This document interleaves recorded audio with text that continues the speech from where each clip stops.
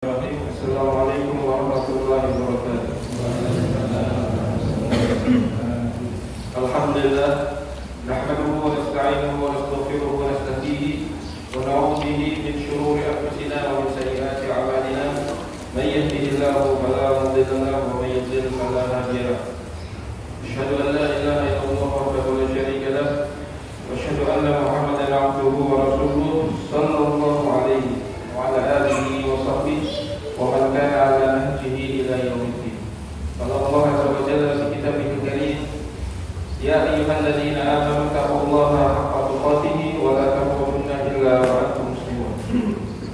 أما بعد, alhamdulillah, jemaah yang dirahmati Allah Subhanahu wa taala, segala puji bagi Allah Subhanahu wa taala atas semua limpahan berkah dan nikmat-Nya.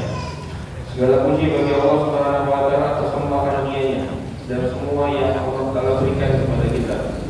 Dan di antara nikmat terbesar yang Allah berikan kepada kita adalah nikmat apa? Nikmat duit? Bukan. Nikmat sehat? Bukan. Itu nikmat, itu semua nikmat, tapi bukan itu yang terbesar. Nikmat terbesar yang Allah berikan kepada kita adalah nikmat hidayah, nikmat ditundanya ajal di atas hidayah, nikmat ditundanya ajal kita di atas hidayah. Allah Azza wa Jalla izinkan kita untuk hidup di atas hidayahnya, di atas jalan yang benar. Itu dua nikmat ini, nikmat ditundanya ajal dan nikmat hidayah, itu kalau sudah bersatu tidak ada lagi yang bisa menandingi besarnya nikmat, agungnya nikmat selain kedua nikmat ini bersatu. Jadi diberikan hidayah dan dia masih diizinkan untuk hidup. Kalau cuma sekedar hidup, sekedar ditundanya ajal, tapi tidak diberikan hidayah, itu banyak. Sampai pergi keluar masjid, di jalan-jalan itu banyak ya, ditundanya ajal. Tapi kalau dengar azan nggak sholat.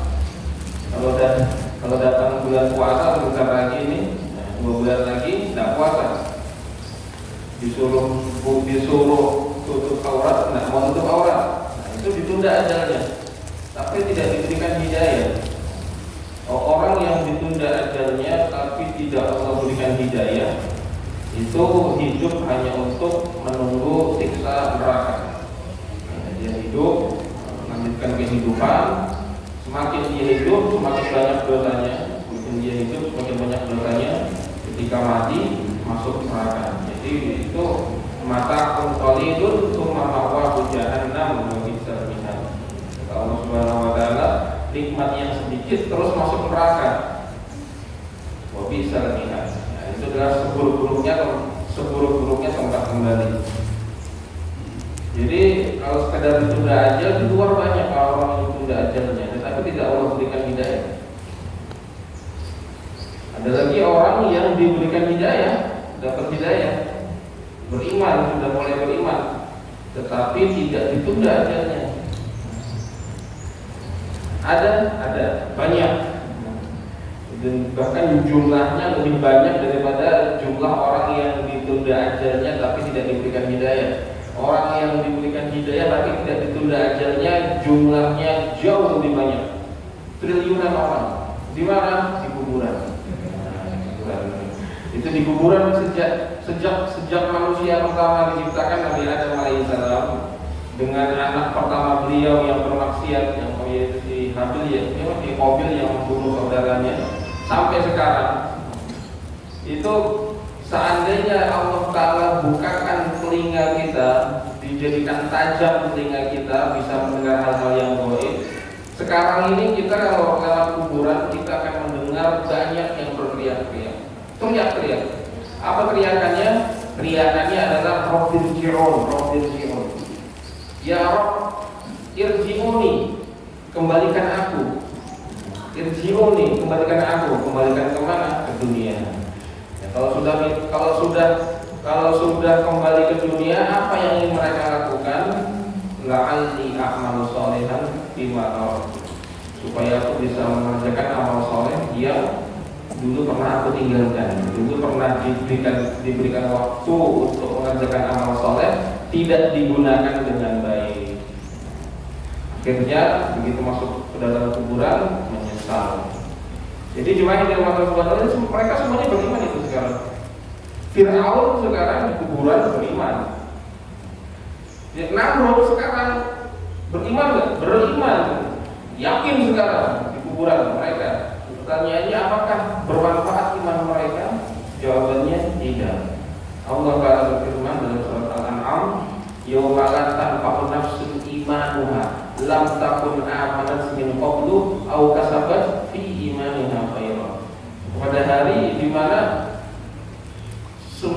seorang jiwa itu sudah tidak bermanfaat lagi imannya. Lam takun amanat min qabl, yang dulu dia itu di dunia tidak beriman, au kasabat fi imaniha khairan, aku tidak mengusahakan iman dia.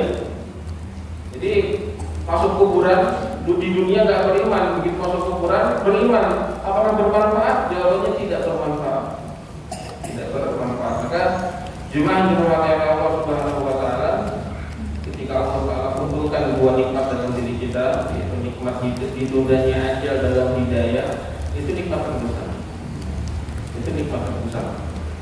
Nah, maka orang yang paling bahagia di dunia ini adalah orang yang berusaha, yang misinya adalah menyempurnakan nikmat hidayah dengan waktu yang Allah Ta'ala berikan kepada dia.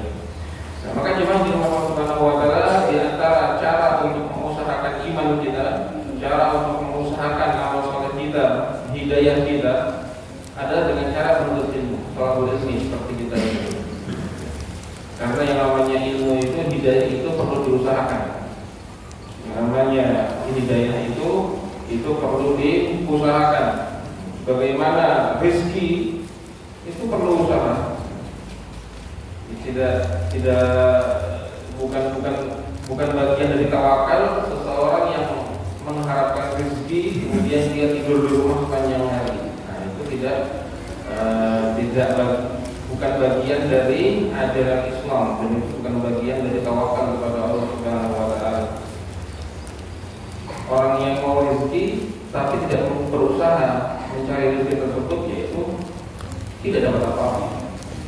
Orang yang mau sehat tidak menempuh jalan sehat, tidak dapat apa-apa. Orang yang mau punya anak tidak menempuh jalan punya anak, yaitu menikah, tidak dapat apa-apa. Begitu juga dengan hidayah. Orang yang minta hidayah, ihdinas siratal mustaqim, tunjukkan kami, bimbing kami, beri kami hidayah siratal mustaqim, jalan yang lurus, kemudian dia tidak mau belajar. Itu orang yang berdoa sehari 17 kali ihdinas siratal mustaqim, tapi dia tidak mau menempuh jalan hidayah. Itu seperti orang minta rezeki tapi gak kerja, orang minta anak tapi gak nikah. Itu tiap hari minta hidayah, setiap hari kita minta hidayah, tunjukkan kami jalan yang lurus, tapi gak mau ngaji. Itu seperti orang yang minta rezeki, ya Allah berikan saya rezeki tapi gak mau kerja. Ya Allah berikan saya anak tapi gak mau nikah. Dapat? Ya dapat. Jadi jemaah di rumah Allah Subhanahu wa taala, insyaallah kehadiran kita di sini adalah salah satu upaya untuk mengusahakan hidayah dalam diri kita supaya tetap ada dan semakin bertambah. Nah, jemaah di rumah Allah Subhanahu wa taala, pertemuan kita ini adalah kajian dari kitab Minhajul Firqah An-Najiyah wa Tha'ifah Al-Mansurah. Ini adalah sebuah kajian tentang kitab yang berjudul Minhajul Firqah An-Najiyah, manhaj dari Firqah An-Najiyah. Jalannya manhaj itu adalah jalan, manhaj atau minhaj sama saja. Minhaj jalan al-firqah, golongan an-najiyah yang selamat, wa ta'ifah, dan juga golongan al-mansurah yang ditolong oleh Allah Subhanahu wa taala. Ini judul kitabnya seperti itu, Minhajul Firqatin Najiyah wa ta'ifah al-mansurah. Jalannya orang-orang yang golongan yang selamat dan jalannya golongan orang yang ditolong oleh Allah Subhanahu wa taala. Penulis kitab ini adalah Syekh Muhammad Jamil Az-Zainu rahimahullah subhanahu. Beliau asli dari Suriah. Kemudian Allah mengizinkan beliau untuk mengajar di Darul Hadis Mekah, dan beliau adalah salah satu murid-murid terbaiknya Syekh Abdul Aziz bin Abdullah Ibn Baz. Dan beliau menulis kitab ini sebagai panduan bagi orang-orang yang notabene awam untuk memahami apa sih jalan yang lurus itu, apa sih jalan yang lurus, jalannya orang-orang yang diridhoi oleh Allah Subhanahu wa Ta'ala. Karena kaum muslimin ini, semua orang yang berafiliasi kepada Islam, semuanya itu mengaku bahwasanya jalan dia adalah jalan yang benar, jalan yang menuju keselamatan, membawa keridhaan Allah Subhanahu wa Ta'ala. Pertanyaannya, apakah klaim itu benar? Apakah klaim itu benar? Jadi kalau orang yang tidak belajar kitab ini, nanti dia bingung sendiri. Oh, ini bilang ini benar, yang sono bilang ini benar, yang sono bilang ini benar. Terus yang benar yang mana? Nah, kitab ini tujuannya untuk menjawab pertanyaan-pertanyaan seperti tadi. Orang-orang awam yang mau tahu tolak ukur kebenaran itu seperti apa sih? Yang berdasarkan Quran dan Sunnah itu tolak ukurnya seperti apa? Di sini jawabannya. Jawabannya. Bismillahirrahmanirrahim. Minhajul Firqah An-Najiyah wa Ta'ifah Al-Mansurah. Judul kitab ini Minhaj, jalan Firqah An-Najiyah, golongan yang selamat. Jadi golongan Firqah, golongan An-Najiyah yang selamat. Artinya apa? Artinya di sini tersirat sebuah pesan bahwasannya dalam umat Islam sendiri nanti itu akan ada firq, akan ada kelompok-kelompok. Dan nanti itu kita akan bahas satu-satu dari hadis Nabi Sallallahu Alaihi Wasallam tentang hal ini. Bahwasanya dalam umat Islam sendiri akan ada firq, akan ada golongan-golongan. Dan dari semua golongan ini itu tidak semuanya selamat, tidak semuanya sesuai dengan apa yang Allah dan Rasulnya inginkan. Akan ada hanya satu golongan saja, An-Najiyah, yang dia selamat, sisanya tidak selamat.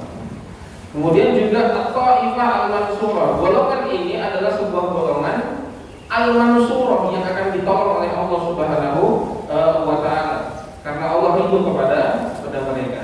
Siapa ini? Kita akan masuk pada bab yang pertama. Bab yang pertama itu kalau di kitab yang saya share itu di halaman ke-6, ke-8.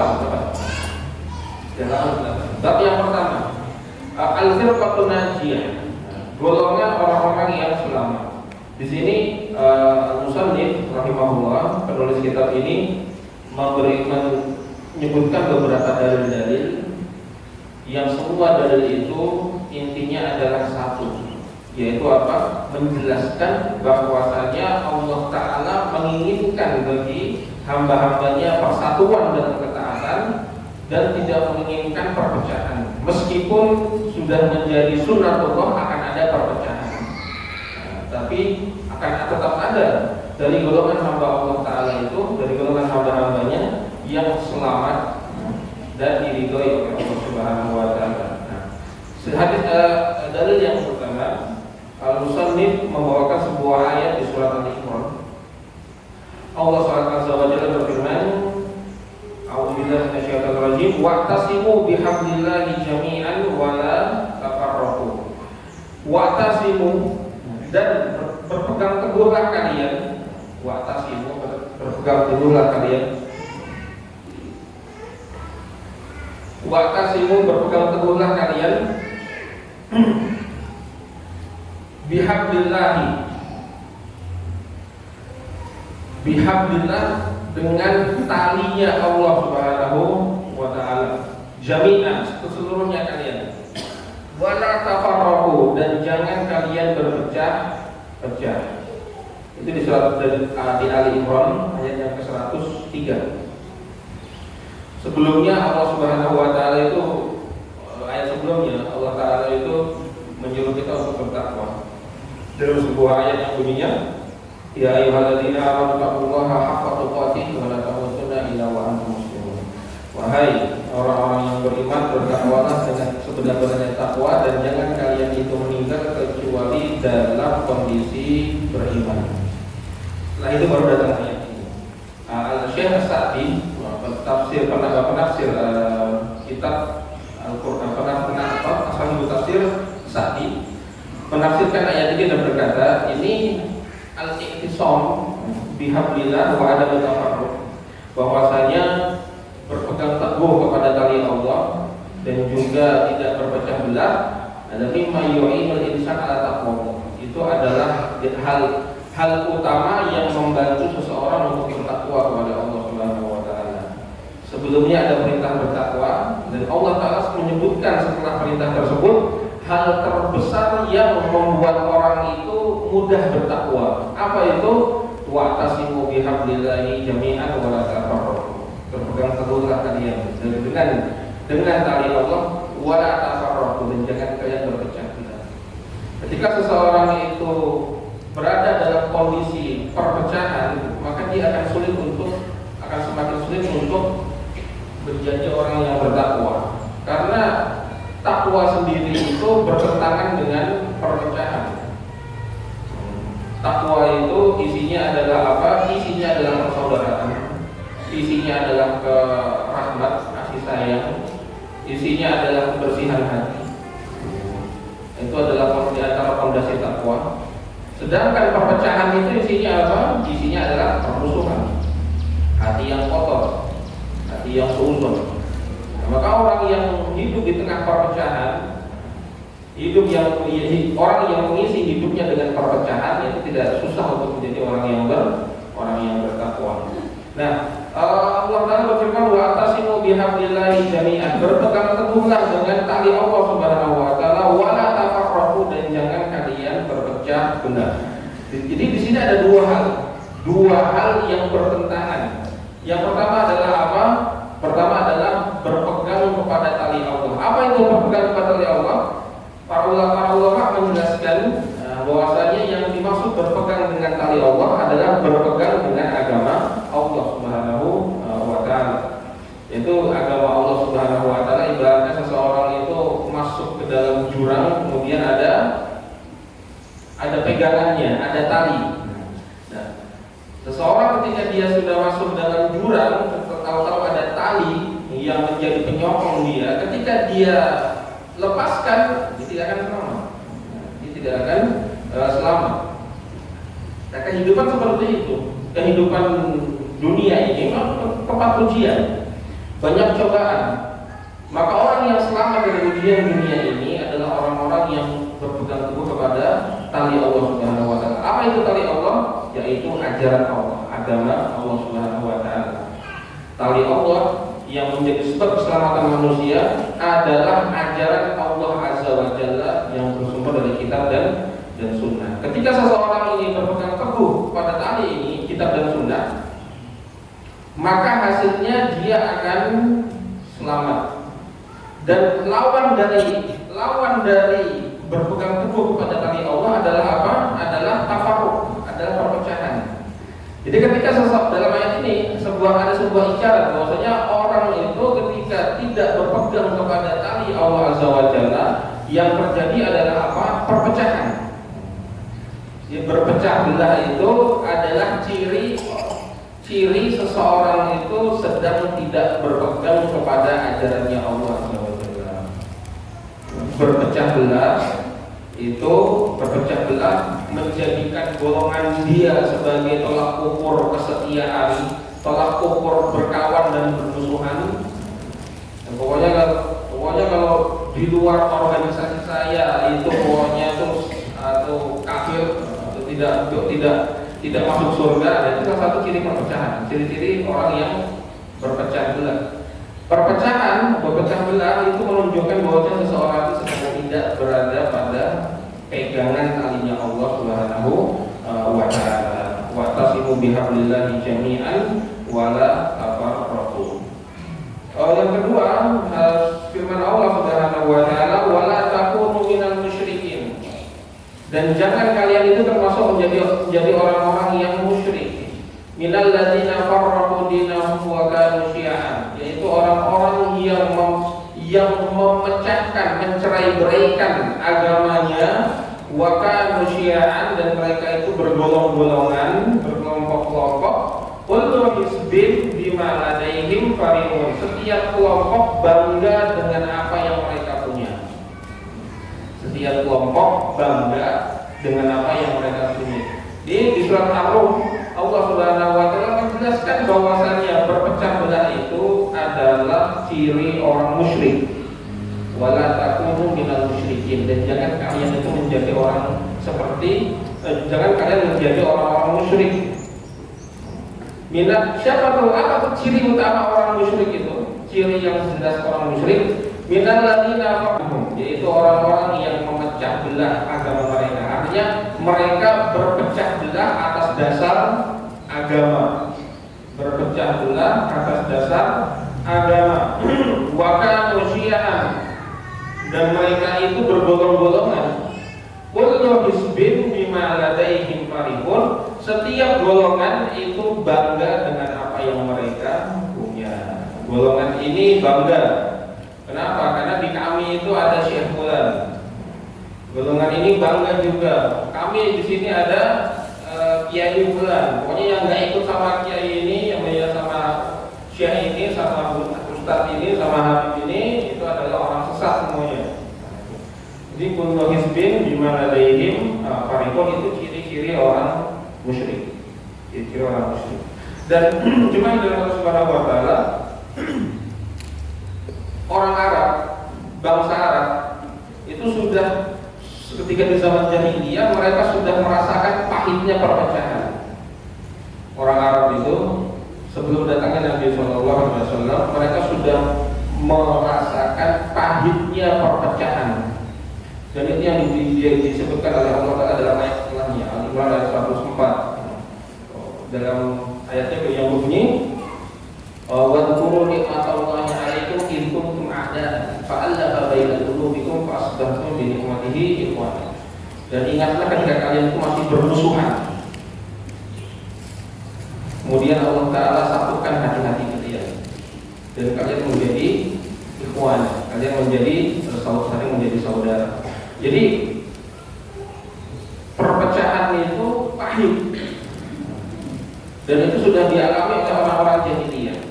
Pahitnya perpecahan di antara efek jeleknya perpecahan adalah ketika datang pasukan Abraha, Ashabul Fil. Itu kan orang pasukan yang datang dari Habasyah menyeberang Laut Merah menuju Yaman. Mereka menaklukkan Yaman, kemudian mereka membuat gereja dan yang namanya gereja Quraisy di situ. Gereja ini dibuat tujuannya untuk menyaingi Ka'bah, supaya orang-orang Arab itu masuk ke situ.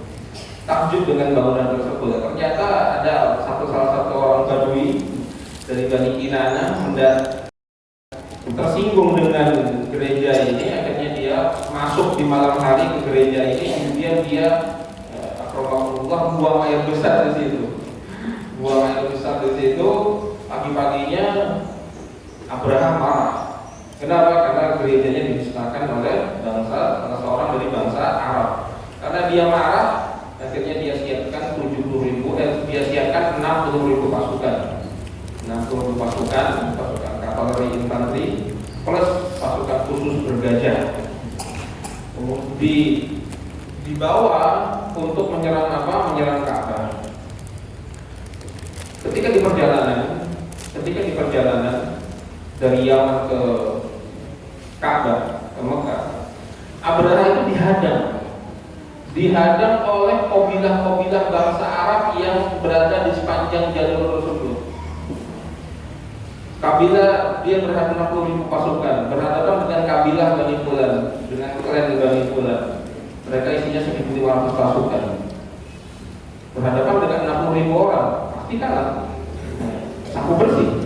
60 itu lawan 1.500. Berhadapan dengan pasukannya klan Bani Fulan, jumlahnya 5.000 pasukan.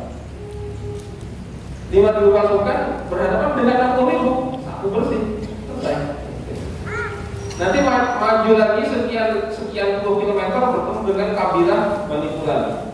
Jumlah pasukannya 6.500. 6.500 dia berhadapan dengan beberapa ribu, selesai. Tidak sampai satu ronde. Nanti dan begitu sepanjang perjalanan Abraha itu puluhan kali dihadang oleh klan bangsa Arab di situ yang tidak terima Ka'bah mau diserang. Jumlahnya 1.500, 2.000, 6.000, 5.000, 1.500 lagi. Dan itu semua disapu bersih. Kenapa? Karena jumlah pasukan Abraha ketika itu 60.000 menghadapi jumlah-jumlah yang kecil ini. Akhirnya tidak ada perlawanan berhasil. Itu gara-gara apa? Gara-gara mereka berpecah belah. Seandainya mereka bersatu, pasti mereka bisa memberikan perlawanan yang berarti untuk Abraha. Abraha pasukannya cuma 60.000. Ini kalau Bani Fulan, kalau ini pasukannya Bani Fulan, klan Bani Fulan itu 6.500 pasukan. Bergabung dengan pasukannya yang ini 5.000. Digabung dengan pasukan yang ini 1.500. Digabung dengan pasukan yang ini 2.000. Digabung dengan pasukan ini atau minimal 30.000 ada. Minimal 30.000 ada. Kalau semua pasukan Arab bersatu, berkoalisi, bangsa kabilah-kabilah Arab itu bersatu, itu tidak kurang dari 110 pasukan di zaman itu. Tapi ya, kenapa mereka tidak melakukannya? Kenapa tidak bersatu mereka? Jawabannya karena perpecahan. Jadi kehidupan jahiliyah itu gimana di Subhanahu wa taala itu adalah zaman sekarang ya, zaman sekarang. Kalau sampean ingin lihat bagaimana kehidupan jahiliyah, lihat kehidupannya para gangster. Lihat kehidupannya para mafia narkoba. Itu seperti itu kehidupan mereka teman-teman. Kehidupan bangsa jahiliyah itu adalah benar-benar kehidupan gangster. Siapa yang menang maka dia menang. Siapa yang tidak punya koalisi kuat dia akan dihabisi. Jadi benar-benar kehidupan gangster juga di padang pasir. Di padang pasir. Jadi kabilah yang ini itu bermusuhan dengan kabilah yang jaraknya 20 km di tempat dia. Bermusuhan loh. Kenapa? Beda koalisi. Nah, ini kabilah ini koalisinya masuk sama koalisi Quraisy, yang sini masuk sama koalisi Bani Kinana. Quraisy sama Kinana berantem, mereka juga berantem. Jadi benar-benar ya, kehidupan yang sangat amburadul. Padahal mereka itu kuat. Pasukan Arab itu kuat. Kuda paling hebat, kuda paling baik untuk berperang adalah kuda Arab. Dan itu disepakati oleh semua pakar kuda di dunia ini. Mau ditantang oleh kuda Eropa atau kuda yang ada di Eskimo atau kuda yang ada di Britania atau di Inggris, kuda Arab jauh lebih perkasa, lebih kekuatannya sudah teruji. Makanya mahal. Makanya harganya mahal itu. Jadi kalau zaman sekarang. Nah, ketika dan mereka orang-orang Arab itu secara kemampuan individu dalam bertarung dalam militer, kemampuannya itu di atas rata-rata. Kemampuan individu orang-orang Arab, kemampuan militernya itu rata-rata itu di atas rata-rata. Karena pasukan Arab ini, orang-orang Arab ini, bangsa Arab ini itu terkenal sebagai orang yang pelari. Orang yang kalau mereka itu clash, mereka itu bertarung, mereka itu perang, mereka berlari. Beda dengan bangsa yang lainnya. Bangsa Persia Romawi itu ketika mau pergi berperang ya mereka itu berjalan kaki, dua pasukan bertemu. Ketika dua pasukan sudah bertemu, mereka tidak lari, mereka jalan juga, saling mendekat untuk menghemat energi. Begitu sudah dekat baru mereka itu berlari, clash, tabrakan, bunuh-bunuhan. Itu gaya berperangnya orang yang non Arab, Persia, Romawi dan lain-lainnya, Cina juga seperti itu. Orang Arab itu beda. Orang Arab itu ketika pasukan sudah terlihat, ini pasukan dan pasukan itu saling berhadapan, mereka nggak menghabiskan energi memang, tapi efeknya apa? Efeknya kan membuat orang awam menjadi lebih takut.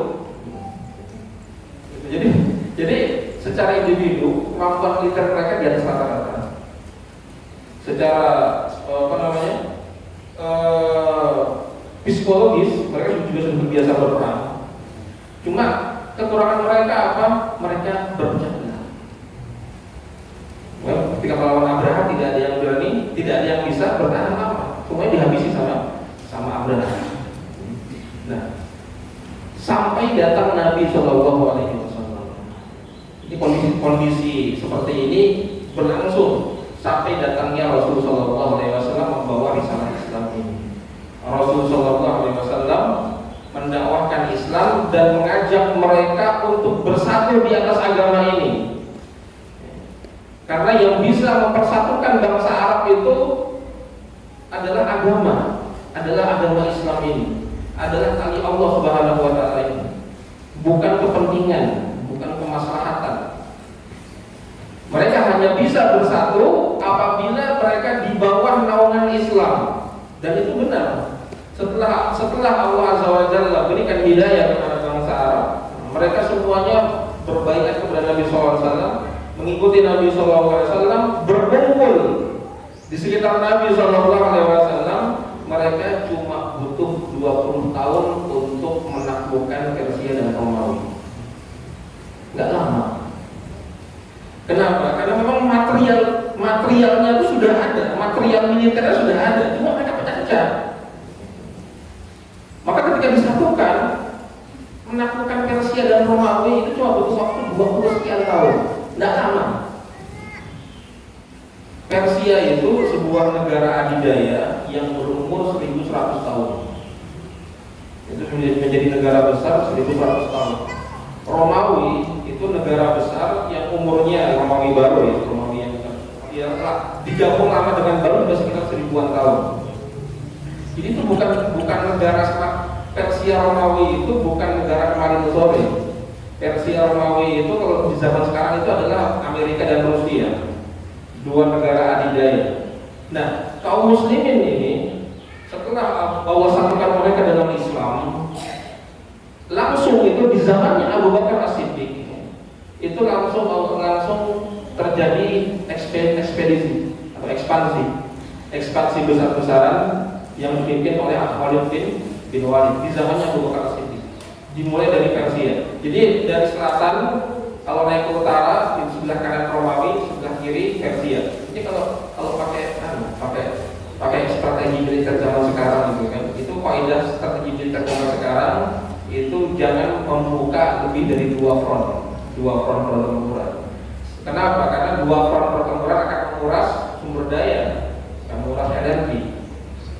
Buka satu front pertempuran dulu, kalau sudah berhasil baru buka front pertempuran yang lain. Itu kaidah militernya seperti itu di zaman sekarang, dan itu tidak berlaku bagi Abu Bakar As-Siddiq dan kawan-kawannya. Abu Bakar As-Siddiq begitu kaum muslimin berhasil memadamkan fitnah orang-orang yang murtad, langsung nggak pakai pulang, Khalid bin Walid suruh naik ke atas ke utara. Di utara itu langsung buka dua front pertempuran sekaligus, ke kanan Romawi, ke kiri Persia, dan dua-duanya menang. Yang ke kanan itu dipimpin oleh Khalid bin Walid, yang ke kiri dipimpin oleh Sa'ad bin Abi Waqqas, dan dua-duanya menang. Jadi secara materialnya mereka bagus, cuma tidak disatukan, tidak bersatu. Akhirnya mereka berhadapan dengan Abraha 60.000 pasukan, itu nggak ada apa-apanya, dia satu bersih. Tapi ketika mereka bersatu menghadapi ratusan ribu pasukan itu tidak ada apa-apanya. Khalid bin Walid pasukannya cuma 3.000 orang, 3.000 pasukan kavalri berkuda. Jadi Khalid bin Walid itu spesialis pemimpin pasukan kavalri berkuda. Menghadapi pertempuran pertama 50.000 orang, menang. Pertempuran Dzatu Salasil 3.000 lawan 50.000, menang. Pertempuran kedua 50.000 lawan 3.000 lagi, menang lagi. Dan itu berlangsung sekitar 4 atau 5 kali sampai masuk di atas di negeri namanya Irak. Itu mereka dipencar, satu ke Persia, satu ke Romawi, buka dua front pertempuran sekaligus. Kapan itu?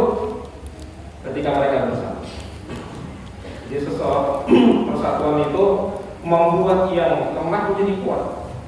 Perpecahan membuat yang kuat menjadi lemah. Sehebat apapun kemampuan seseorang, sehebat apapun kemampuan individu, itu tidak ada artinya, tidak ada harganya, tidak ada manfaatnya ketika berpecah belah. Ketika berpecah belah, maka Allah Subhanahu wa taala, jemaah saudara, Allah taala muliakan kita dengan persatuan. Persatuan di atas apa? Persatuan di atas tali Allah Subhanahu wa taala, di atas jalan Allah Subhanahu wa taala. Loh, Ustaz, kenapa kok persatuan itu harus di atas jalan Allah Subhanahu wa taala? Tidak bisa di atas partai politik, Pak. Tidak bisa di atas mazhab ekonomi. Tidak bisa di atas rasa kesukuan atau rasa kedaerahan. Jawabannya tidak bisa. Tidak bisa. Persatuan itu hanya bisa diwujudkan dengan berpegang pada tali Allah Subhanahu wa taala. Kenapa? Jawabannya karena persatuan itu, seseorang itu bisa bersatu kenapa? Ketika hati mereka bersatu. Kan persatuan itu kan urusan hati. Persatuan itu kan urusan hati. Ketika hati ini sudah cocok dengan yang lainnya, maka dia akan bisa bersatu.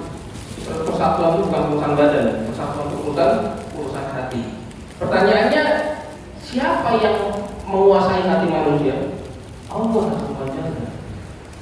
Siapa yang mengerti cara kerja hati manusia? Allah Subhanahu wa taala. Karena Allah Subhanahu wa taala yang paling tahu cara kerja hati manusia, maka jalan yang paling efektif mempersatukan manusia adalah jalan apa?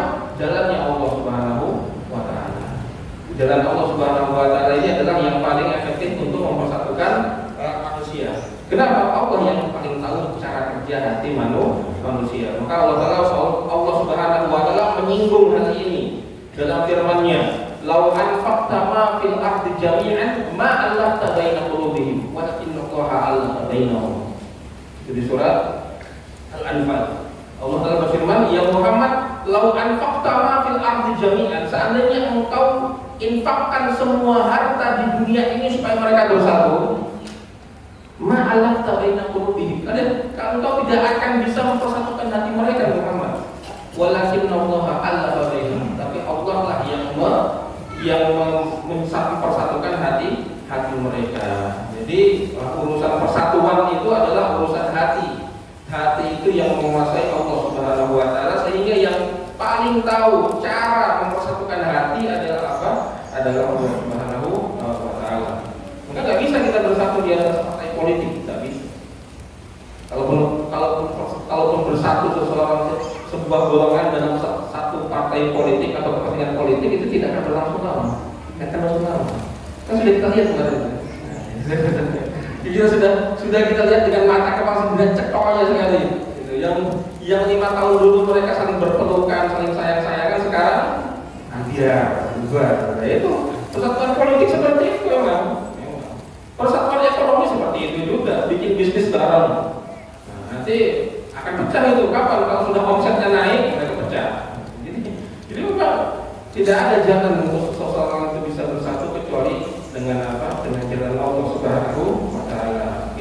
Kemudian jemaah yang Allah Subhanahu wa taala, yang ketiga dalil yang menjelaskan tentang firqah najiyah ini adalah sebuah hadis Nabi sallallahu alaihi wasallam yang diriwayatkan oleh Imam Tirmidzi dan ini adalah hadis yang hasan. Qala, beliau bersabda, "Usikum bitaqwallah." Aku wasiatkan kalian untuk bertakwa kepada Allah. Wassam'i wa ta'ah, dan untuk dengar dan taat.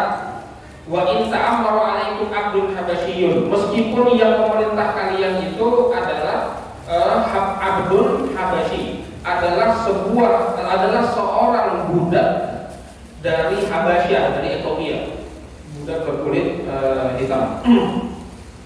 Nah, jemaah yang Allah Subhanahu wa taala, ini adalah wasiat Nabi sallallahu alaihi wasallam untuk taat kepada waliul amr, untuk taat kepada ulil amri. Karena ulil amri adalah orang yang memegang kendali urusan manusia. Maka Allah Nabi sallallahu alaihi wasallam memerintahkan kepada kita semuanya, apabila sudah ada waliul amr, bagaimanapun kondisinya dia, bagaimanapun nggak sukanya kita kepada mereka, kepada si waliul amr ini, selama dia tidak berbuat musyrik, selama dia tidak menghalangi kita untuk sholat, selama dia tidak menghalangi kita untuk beribadah kepada Allah Subhanahu wa taala, asal wa ta'ah, ikuti dia. Taat kepada dia, dengarkan dia. Meskipun kita tidak suka sama dia, seperti ini. Wa in ta'amaru 'alaikum abdul habasyiyun. Meskipun yang memerintah kalian adalah budak Habasyi. Budak Habasyi, budak Ethiopia, itu banyak orang Arab yang nggak suka kalau dipimpin sama budak Ethiopia ini. Karena orang Arab itu badannya gagah besar, dan mereka orang yang fasik, cara bicaranya tuh benar-benar langsung menusuk hati. Itu kalau mereka dipimpin oleh budak Habasyi, itu banyak yang nggak terima. Kenapa? Budak Habasyi non Arab, nggak fasih, ngomongnya belepotan, postur tubuhnya juga nggak takjub gitu, masih banyak yang lebih gagah dari dia. Dan secara akademik orang Arab jauh lebih pintar daripada orang-orang Habasyah. Jadi banyak orang yang nggak suka sama dia. Tapi ketika dia sudah dijadikan amir, entah dijadikan amir oleh khalifah, entah dijadikan amir oleh panglima perangnya, ketika dia sudah dijadikan amir, pemimpin bagi kaum muslimin, setidak suka apapun kita sama dia, selama dia tidak menyuruh kita untuk berbuat kafir, selama dia tidak menghalangi kita dari taat kepada Allah, ikuti. Ya paling kalau kita nurut sama pemimpin yang gak kita sukai, itu paling kita akan kehilangan dunia. Nah paling ya omset penjualan turun. Ini kok dipimpin sama orang yang ini kok mukanya deso tapi gak ngerti kebijakan ekonomi yang benar, akhirnya omset turun. Kita gak suka sama dia. Tapi apa pesan Rasulullah SAW? Dengarkan dan taati. Kenapa? Karena kalau kalian tetap dengar dan taat, paling kalian cuma rugi urusan dunia saja. Rugi urusan dunia, rugi duit paling. Tapi kalau kalian itu nggak dengar, nggak mau bersabar, kalian akan rugi dunia, rugi akhirat. Jadi di Suriah banyak orang yang mati kan? Jadi harusnya kita tuh bisa beribadah kepada Allah Ta'ala 40 tahun lagi, tapi karena ada fitnah begini, akhirnya kita harus mati duluan, potong aja ajal kita. Jadi kita bisa memperbaiki amal soleh, memperbaiki amalan kita sebelum bertemu dengan Allah Subhanahu Wa Ta'ala. Ternyata malah mati duluan. Karena apa? Karena terjadi peperangan yang bukan jihad ya. Jadi cuma Allah Subhanahu Wa Ta'ala, Allah dan Nabi SAW memerintahkan kita untuk tetap bersatu di bawah pemimpin, meskipun kita tidak suka dengan pemimpin kita tersebut. Allah menjelaskan, fa inna man ya'ish minkum, karena siapapun yang akan tetap hidup dari kalian setelah ini, fasaya ikhtilafan katsiran, kalian akan menemukan perbedaan yang banyak, perpecahan yang banyak. Fa'alaikum bisunnati, maka tetaplah kalian di atas sunnahku, wa sunnatil khulafa'ir rasyidin al-mahdiyyin, dan tetaplah kalian berpegang teguh kepada ajaran sunnahku, dan juga ajarannya khulafa'ir rasyidin yang Allah Ta'ala berikan mereka hidayah setelahku. Tamassaku biha, pegang teguh itu, wa'addu 'alaiha bin nawajid, dan gigitlah ajaran itu dengan gigi geraham kalian.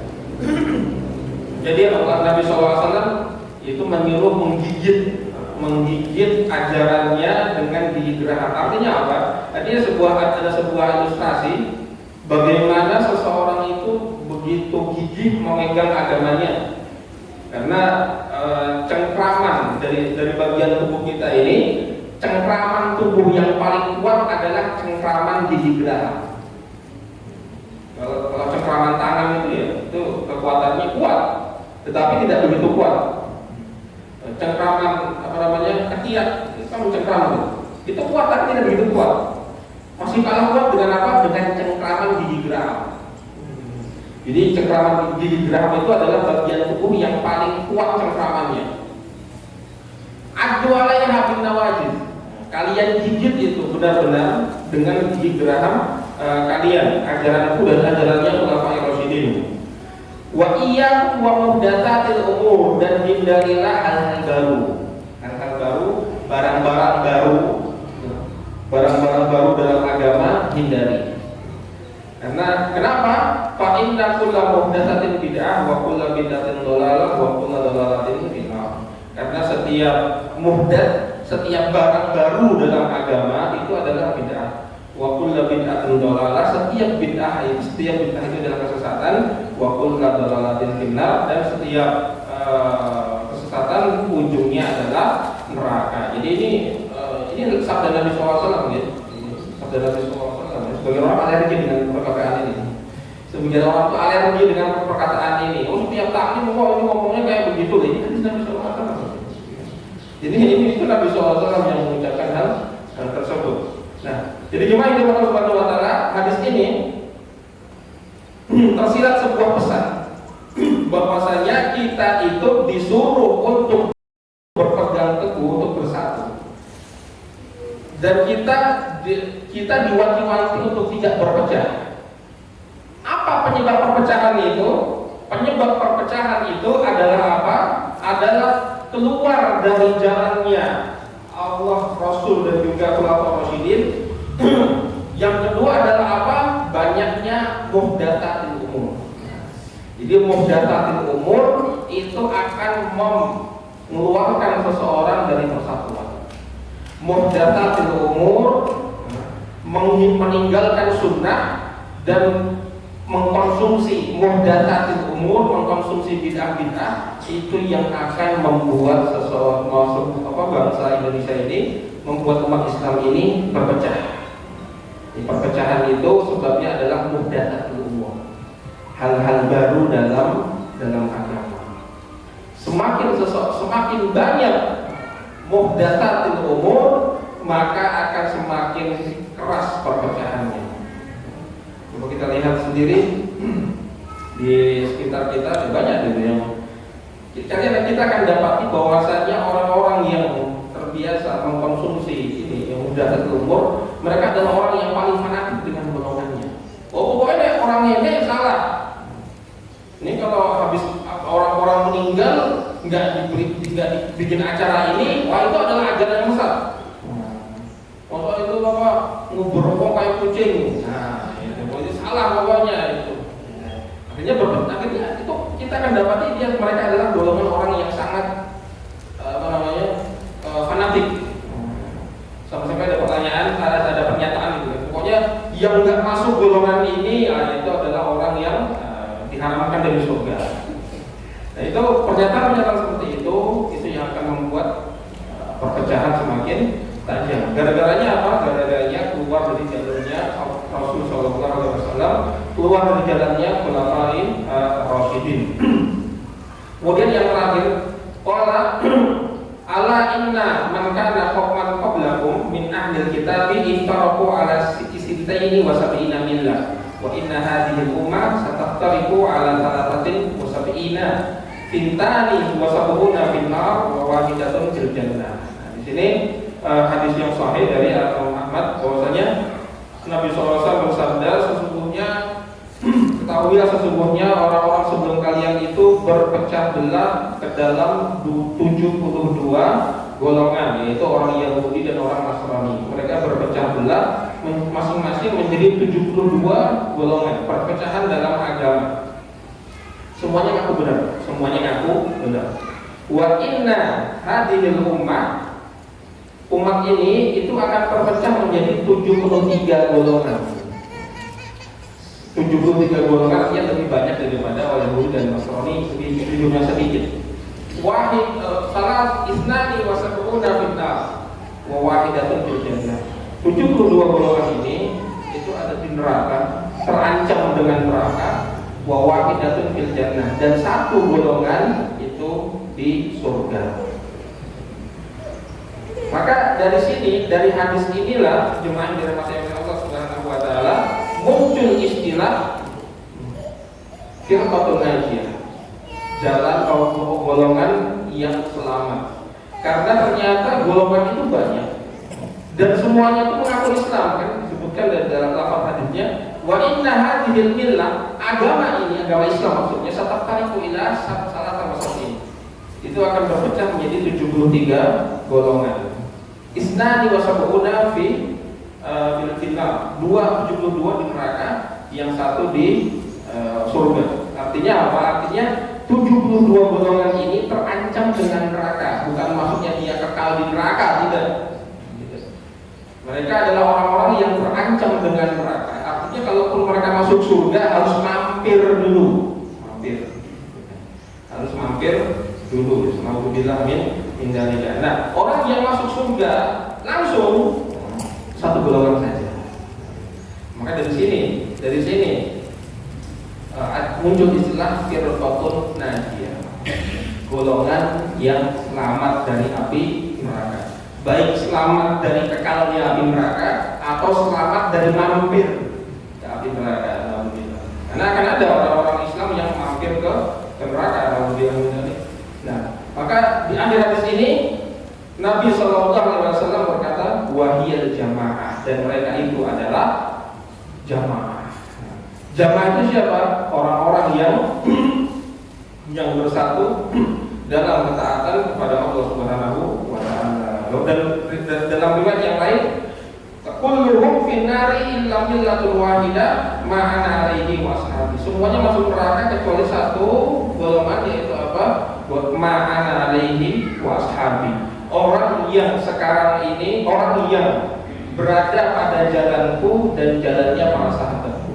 Jadi orang yang cara beragamanya ngikuti Nabi SAW dan ngikuti cara beragamanya para sahabat, mereka adalah orang yang selamat. Sisanya tidak selamat. Tidak selamat itu ya bisa langsung bisa kekal di neraka, atau bisa mampir ngombe. Allah Ta'ala alam bisawab, sudah jam 7. Kita cukupkan sampai di sini. Insyaallah nanti kita lanjutkan materi ini pada pertemuan berikutnya. Dan kalau ada pertanyaan dipersilakan. Kalau bisa tertulis ya pertanyaannya. Kalau bisa tertulis. Kalau nggak ada, baru nanti. Nah,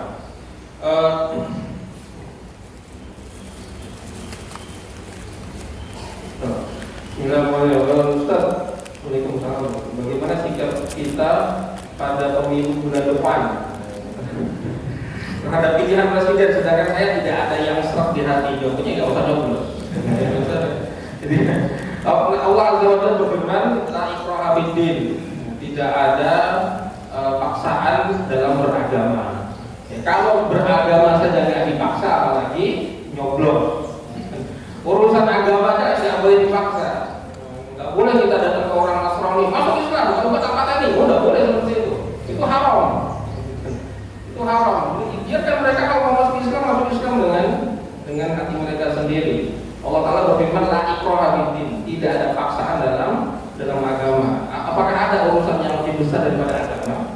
Tidak ada. Maka kalau urusan agama saja nggak boleh dipaksakan, apalagi urusan selain agama. Urusan kawin paksa, boleh nggak? Nggak boleh, haram. Orang yang dikawin paksa itu boleh, itu langsung fasik itu nggak sah, nggak perlu tolak lagi, nggak perlu talak. Orang yang jual beli dipaksa, sah nggak? Nggak sah. Pemilu dipaksa. Jadi kalau urusan agama saja itu nggak boleh dipaksa, apalagi urusan selain agama. Allah Ta'ala bisawab.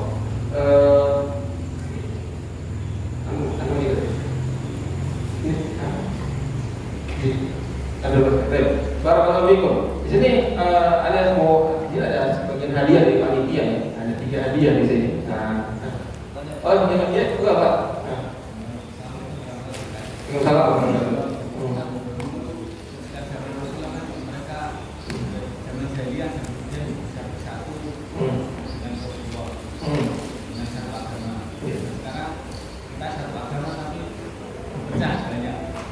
Apakah nanti kita bisa Barakallahu fikum. Dulu zaman Rasulullah mereka itu berpecah belah. Kenapa? Karena mereka semua dalam zaman Rasulullah para sahabat itu bersatu. Kenapa? Karena mereka taat dan patuh pada Allah Taala dan juga Rasulnya. Jadi sebab mereka itu taat bukan karena mereka sama-sama bangsa Arab, bukan karena mereka satu wilayah, bukan karena mereka satu kepentingan, tapi mereka bersatu karena ketaatan mereka kepada Allah Taala dan juga Rasulnya. Dan orang-orang setelah mereka itu keluar dari jalur perpecahan. Kenapa? Karena mereka menyimpang dari ketaatan kepada Allah dan juga Rasulnya. Menyimpang dari ketaatan kepada Allah dan Rasulnya, menyimpang dari ajaran Allah dan Rasulnya, sehingga mereka berpecah belah. Dan golongan pertama yang memisahkan diri dari golongan Ahlus Sunnah wal Jamaah adalah golongan Khawarij. Golongan Khawarij, orang-orang yang menghalalkan darahnya kaum muslimin yang melakukan dosa besar. Itu di zamannya Utsman bin Affan radhiyallahu anhu.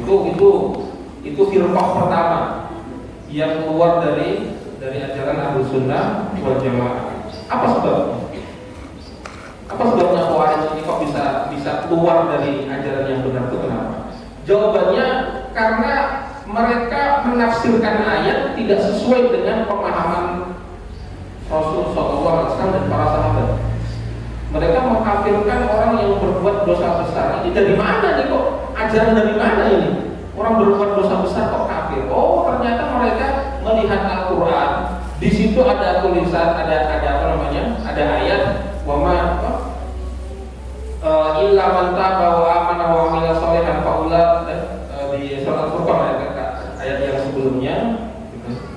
Bahwasanya orang-orang yang berbuat syirik, menyekutukan Allah Subhanahu wa taala, kemudian dia itu membunuh orang muslim dan juga berzina, itu mereka adalah di neraka khalidan fiha. Mereka adalah orang-orang yang masuk neraka khalidan fiha, kekal selama-lamanya. Tiga orang yang musyrik, orang yang membunuh, dan juga orang yang berzina. Berarti orang berzina itu di neraka khalidan fiha. Berarti orang yang di neraka, orang berzina itu kafir. Kenapa? Karena orang yang kekal di neraka itu adalah orang-orang yang kafir. Berarti orang yang berzina adalah orang yang kafir. Zina sama dengan kafir. Itu mulainya dari penafsiran seperti itu. Penafsiran mereka.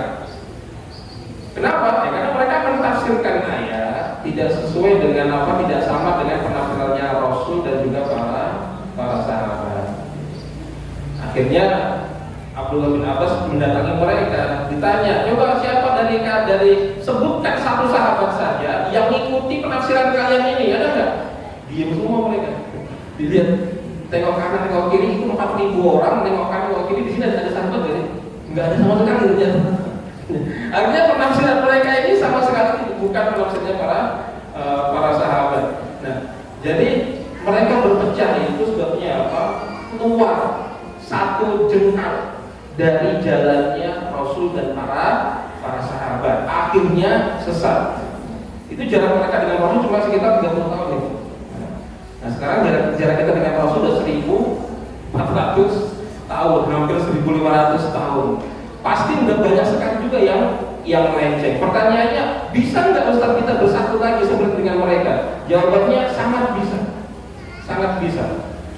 Dengan cara apa? Dengan cara kita mengajak semua kaum muslimin untuk kembali kepada ajaran Allah Taala dan ajaran Rasulnya. Ajak kembali ke ajaran Nabi SAW. Dengan cara apa? Dengan cara belajar, ajak ngaji. Karena kalau nggak ngaji, ya nggak akan kita ngerti ajaran Allah dan Rasulnya. Orang mayoritas kegiatan kriminal yang terjadi di dunia ini, kalau ditarik benang merahnya, pasti ujungnya adalah apa? Ujungnya di situ ada aturan Allah dan Rasulnya yang dilanggar. Coba lihat penghuni penjara itu, penghuni sel itu. Itu kalau kita periksa, kita tengok histori hidup dia ke belakang, kita akan perhatikan, kita akan dapat bahwa ternyata mereka itu berbuat tindakan kriminal. Kenapa? Karena ada bagian dari ajaran Allah dan Rasulnya yang dilanggar.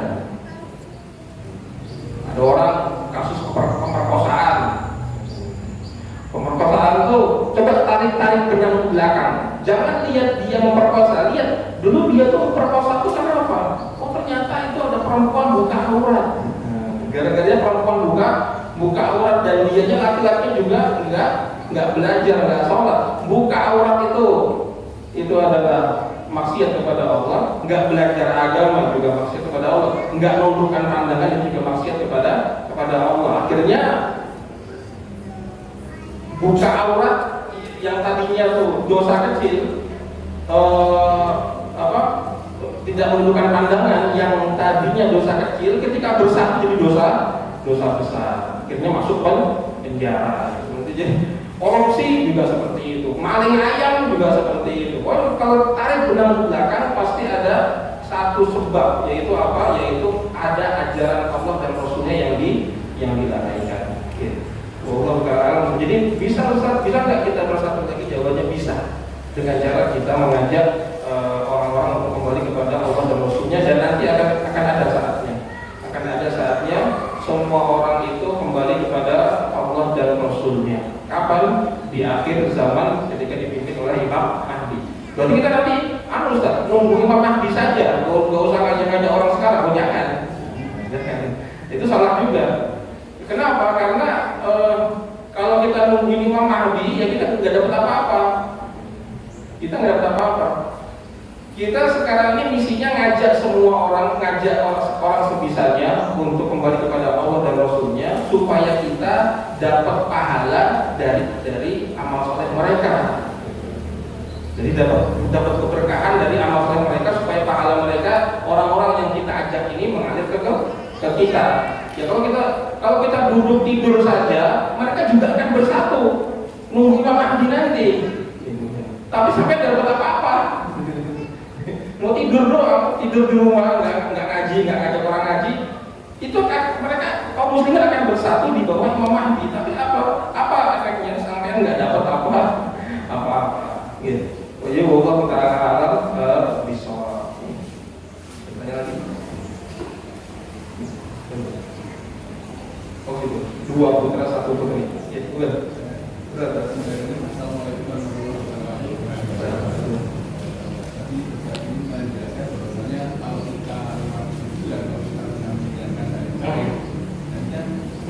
Kita akan mengambil data para pembunuh yang menjadi banggaan itu orang yang sudah meninggal itu rohnya gimana? Dan gimana lagi yang saya masih berusaha. Terima kasih atas jawabannya. Assalamualaikum. Ya, jadi ketika kita bicara tentang roh, faedahnya adalah apa? Faedahnya adalah firman Allah Subhanahu wa taala, "Wa yas'alunaka 'anil ruh, qul ruhu min amri rabbi wa ma utitu minal ilmi illa qalila." Roh itu adalah urusan Allah Subhanahu wa taala dan kalian tidak diberikan ilmu kecuali sedikit tentang roh. Artinya ketika berbicara tentang roh harus disadarkan kepada wahyu, tidak bisa mikir-mikir. Nah, dalam hadis Nabi Sallallahu Alaihi Wasallam, dalam keterangan dari Nabi Sallallahu Alaihi Wasallam, roh orang yang beriman itu dinaikkan ke langit, dinaikkan ke langit, minta dibukakan pintu langit dan dibuka sehingga roh tadi itu naik ke Allah Subhanahu Wa Taala, menghadap kepada Allah Subhanahu Wa Taala dan diterima oleh Allah Taala dengan baik. Kemudian Allah Taala berfirman, Ruddu abdi ila jasadihi, itu ruddu abdi ilal ardi minha khalaqnakum wa fiha nu'idukum minha khalaqtuhu wa fiha nu'iduhu wa minha ukhrijuhu taratan ukhra. Jadi setelah menghadap Allah Subhanahu wa taala, ruh tadi dikembalikan kemana? Dikembalikan ke dunia. Dikembalikan ke dunia untuk apa? Untuk mengalami fitnah kubur. Fitnah kubur, kemudian dia berhasil, kemudian nanti dia akan diberikan kenikmatan di alam barzakh. Nah, dan sedangkan orang yang kafir itu kalau ruhnya naik ke langit minta dibukakan, tidak dibuka. akhirnya dikembalikan kemana? Ke jasadnya untuk melaksanakan siksa kubur. Alhamdulillah taala min dzalika. Nah itu secara umum kondisi orang-orang baik orang mukmin atau orang kafir, dia akan dikembalikan ke jasadnya, tetapi hubungan antara dia dengan jasad, hubungan antara roh dengan jasad ketika itu bukan hubungan yang sempurna, hubungan yang bukan hubungan yang 100%. Kalau hubungan 100% ya kayak kita ini sekarang kita kan hidup. Nah ketika orang meninggal, maka hubungan antara badan dengan roh tetap ada hubungannya, tapi tidak sempurna. Makanya Nabi SAW bersabda dalam sebuah hadis yang sahih bahwasanya la in kasru idhamil mayyit kakasrihi fi hayatihi. Kama qala sallallahu alaihi wasallam, mematahkan tulangnya seorang yang mayit, orang yang sudah meninggal itu rasanya seperti mematahkan tulang dia ketika masih hidup. Artinya masih ada hubungan antara roh dengan jasad setelah meninggal, tapi hubungannya tidak sempurna. Nah, itu secara umum. Tetapi dalam beberapa kasus Allah Subhanahu wa taala memuliakan arwah-arwah orang tertentu sehingga dia itu berada di bukan di jasad lagi, tapi bukan dalam barzakh lagi, sudah berada di surga, sudah berada di pembolok-pemboloknya burung-burung surga. Contohnya adalah ketika arwahnya para syuhada itu sudah bukan di dunia lagi arwahnya. Sesuai dengan keterangan dari Nabi SAW, arwahnya para syuhada itu terbang ke sana kemari dibawa oleh pemboloknya burung-burung surga.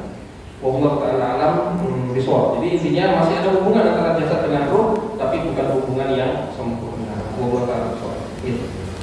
Cukup. Jadi ini ada hadiah dari panitia. Ini yang kedua ini buat penanya. Ini silakan kepada Pak Jafar dan kita. Yang ini Pak pertama, yang kedua. Nah, yang satu lagi ini untuk yang putri. Yang putri ini gimana caranya ini? Cara ngasihnya? Oke. Oh, pertanyaan aja. Baik, buat yang putri, cara jawabnya gimana? Atau gini saja, ini yang buat yang putri. Siapa di antara yang putri tadi yang paling pertama datang ke majelis ini sebelum orang-orang datang? Siapa? Iya, selain panitia. Oke, ini nanti kan ada panitia putri. Nah, panitia putri nanti diserahkan ke panitia putri, diserahkan kepada orang yang paling pertama datang ke masjid ini selain panitia. Panitia, oke. Barakallahu ya, karena orang yang datang seperti yang as-sabiqin itu tidak seperti orang yang mutaakhirin. Makanya Allah Subhanahu wa taala itu muliakan orang-orang yang bersegera menuju kebaikan. Allah taala memuliakan orang-orang yang bersegera menuju kebaikan. Ini kita tutup di sini. Di surat Al-Anbiya itu Allah taala itu menjawab doa-doa para nabi yang aneh-aneh. Ada Nabi Ibrahim doa minta selamat dari api, diselamatkan. Ada Nabi Nuh, nah, itu doa selamat, diselamatkan. Ada Nabi Ayub, semua dokter memvonis dia tidak ada obatnya, minta doa kepada Allah, disembuhkan.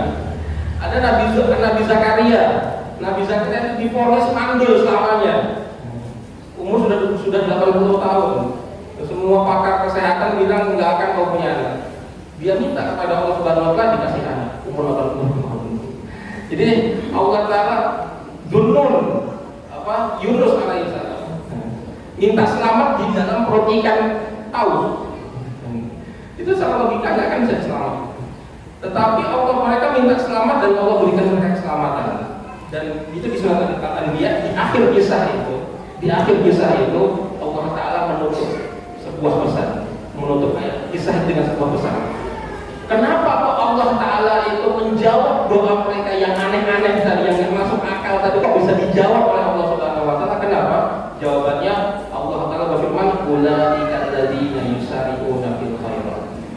Mereka itu adalah orang-orang yang bersegera menuju kebaikan. Jadi kalau datang kebaikan itu nggak ngumpul, nggak nanti-nanti. dengar azan itu ya maghribnya langsung, kalau bisa sebelum azan sudah di masjid. Nah, itu orang-orang seperti ini makin cepat menjawab kebaikan, makin doanya itu cepat mustajab. Aneh-anehnya kita itu kan diajak sholatnya di mana azan zuhur jam 12, dia sholat setengah 3. Tapi kalau berdoa maunya cepat-cepat, maunya cepat ijabah, nggak nyambung. Ya, wallahu ta'ala